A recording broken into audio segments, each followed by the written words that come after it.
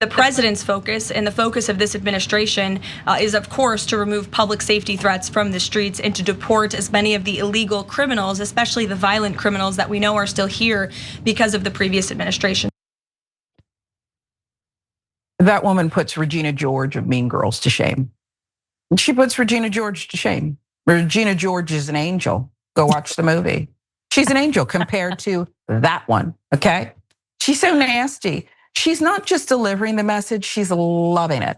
She's loving every word of it. She's loving glaring at these reporters. They would have put me out of the briefing room, whatever you want to call it, or whatever the room is where the reporters gather. They would have put me out. Because you're not gonna just glare at me, I'm gonna have to clap back. So then I'd be put out and fired, right? But she'd still be nastier than Regina George. 10 months now, we've been hearing about how the Trump administration is going to go after the worst of the worst, focus on deporting criminals, especially those violent ones. They're bringing drugs, they're murderers, all kinds of things, sexual assault, violent offenders. Over the average people, we're not out to get your everyday person out there with a weed whacker. Maybe they've got 3 Marines for sons who valiantly served this country. We're not gonna go after people like that until we do go after people like that, who are the best, who are adding value to America. Right-wing report just showed the reality of what they are doing is the complete opposite of what they said. The libertarian think tank, Cato Institute, did a study on ICE detainees from October through mid-November. Let's see what they found. Only 5% of individuals had a violent criminal conviction. Only 5% of them. Where are the worst of the worst, the lowest of the low? You can see in the chart, 73% of detainees had no criminal conviction at all, none. Half, not even having any charges. Cato Institute did more than just collect this data. A director gave a pretty strong rebuke of the administration's efforts, and here it is. Cato's director of immigration studies, David Baer, said President Trump's deportation agenda does not match the campaign promises that he made, nor the rhetoric from his officials. The agenda is taking resources away from targeting true public safety threats, whether from immigrants or Americans. ICE should redirect its resources back towards serious public safety threats, which is why that family who lost their beloved, the name will come to me, forgive me, said, stop using our daughter. Stop putting our daughters, keep our daughter's name out of your mouth. She's not to be used anymore. It didn't stop MAGA world from still using. It'll come to me. CBS News found a similar story in those taken from the recent Charlotte operation. Fewer than 1/3 of the individuals arrested in Border Patrol during the Trump administration recent immigration enforcement crackdown in Charlotte were classified as criminals, according to an internal Department of Homeland Security document obtained by CBS News.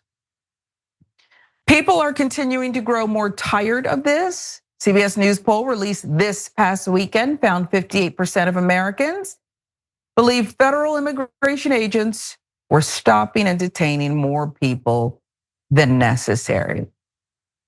We know that even Americans who are less forgiven, okay, less forgiven are not interested in what's currently going on. They didn't sign up for this. We already know that. I guess what I'm wondering, Viviana, is when, and I get it, the No Kings rally and all this stuff, more and more people, millions are taking to the streets. But when are we gonna finally end this thing and say, you know what, we're not doing this? That's right, Lincoln Riley, right? The young lady whose name keeps being invoked, the family said, stop doing this, leave our daughter's name out of your mouth. You are twisting this tragedy, this taking from us, and you're using it to hurt people, and we don't want that, but it never stopped you. When will we just all take to the streets and not leave? Or are we too downtrodden, hurt, beat down, beaten back by this administration that we have to time it just right?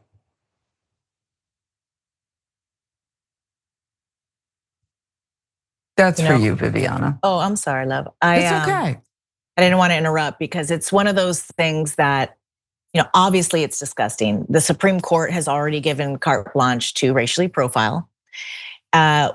We are not surprised that they are targeting nonviolent people because the language and the rhetoric back in 2015 and 2016 was already demonizing and othering Latinos, Mexicans in particular, other Salvadorians, other Central Americans, so that we can start framing these people as inherently dangerous, same as a lot of groups have done towards African Americans in the United States, framing them as inherently having a more propensity for criminal intent. And this is all the dangerous language that's been used to get us to this point.